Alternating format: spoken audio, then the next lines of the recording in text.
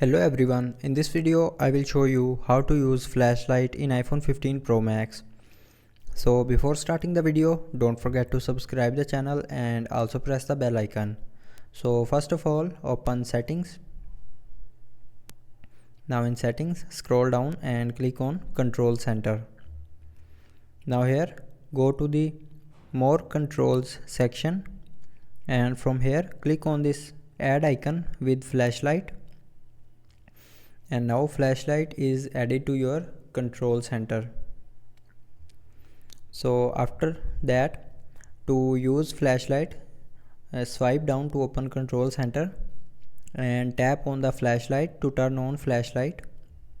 So now the flashlight is turned on, and to turn off flashlight,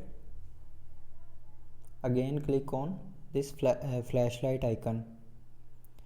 So that's how you can turn on or turn off flashlight. And if you want to increase or decrease the brightness of flashlight, then press and hold on this icon, and from here you can increase or decrease the brightness of flashlight.